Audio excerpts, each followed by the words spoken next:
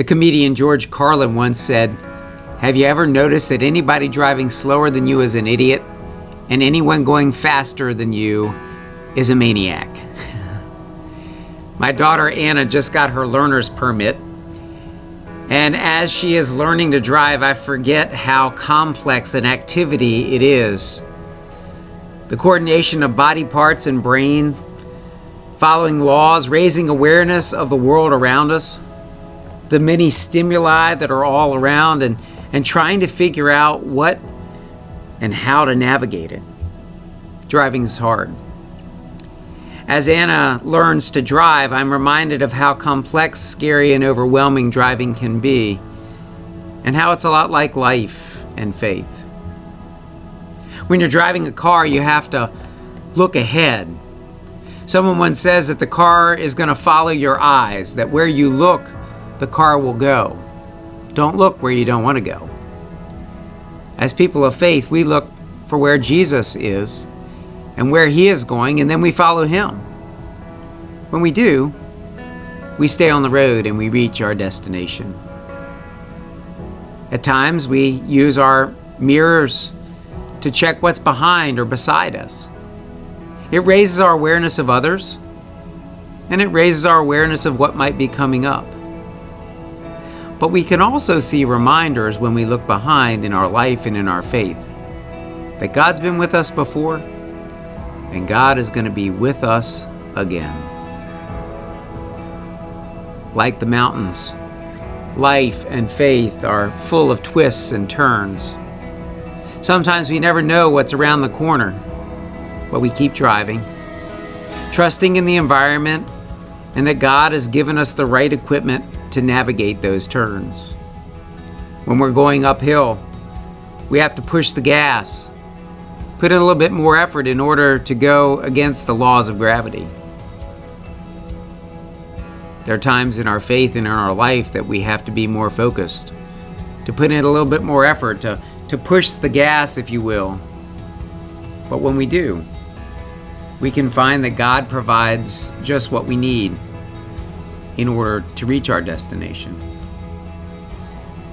This effort, this focus, this faith, it can lead us to crest, where we coast over that crest and the effort is all worth it. Because there's beautiful views and there's an equilibrium there that makes it all worth it all. But then we begin going downhill again. We gain momentum if we go too fast, and if we go too fast, we can lose control. I remember when I was learning how to drive a car, and we were in the mountains, we were taught that we had to pump the brakes. We don't have to do that anymore with modern technology. But we used to pump the brakes because the pads would get hot, and when they were hot, they would get to where they wouldn't work. I think sometimes life's momentum can begin to pick up and it can get scary. It can be exhilarating, but it can be really scary. And it is at those times that we trust that God is with us and that God is providing for our safety and for God's provision. Isaiah 41:10 says, "Do not fear, for I am with you. Do not be afraid, for I am your God. I will strengthen you.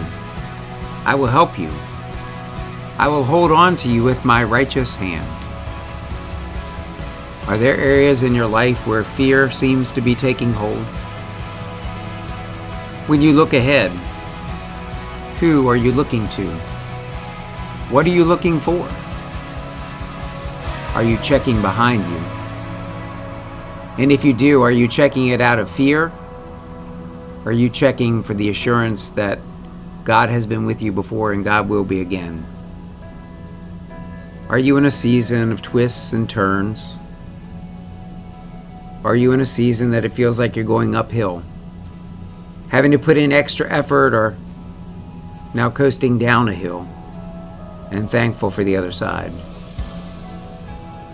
How is the journey in your faith and in your life?